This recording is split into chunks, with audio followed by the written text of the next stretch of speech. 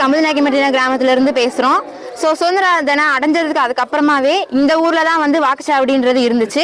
இப்போ ரீசெண்டா அங்க கீழசின்னம்பட்டின்ற ஊர்ல மாத்திருக்காங்க. இதனோட ஃபர்ஸ்ட் ஓட்டு. இந்த ஃபர்ஸ்ட் ஓட்டை என்னால போட முடியல. ஓட்டு போடுறது அப்படின்றது ஜனநாயகத்தோட கடமை, எங்களுடைய கடமை. ஆனா இப்ப வாக்குச்சாவடிங்க இல்லாததுனால எங்களால ஓட்டு போட முடியல.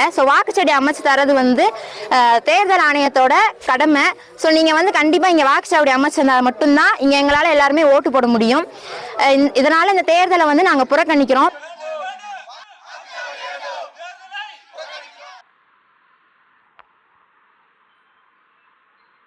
கோயில் கடந்த 26 ஜனவரி 2025 அன்னைக்கு எங்க மர்ம நபர்களால அந்த கோயில் சேதப்படுத்தப்பட்டது.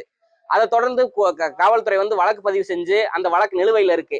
இப்போ வரைக்கும் புதுசா செலவு வச்சு கும்பாசி நடத்தாம நீதிமன்றம் சென்னை உயர்நீதிமன்ற மதுரை கிளை உத்தரவு போட்ட போது கூட இந்த அறநிலையத்துறையும் காவல்துறையும் சேர்ந்து கும்பாசித்தை நடத்தாம அப்பாவி தினக்கூலிகளான அர்ச்சனாவரம் ஊர் பொதுமக்கள் மீது பல்வேறு பொய் வழக்குகள் போட்டு நூற்றுக்கணக்கான மக்கள் நாள்தோறும் நீதிமன்றத்துக்கு செல்ல வேண்டிய அவல நிலை ஏற்பட்டிருக்கு.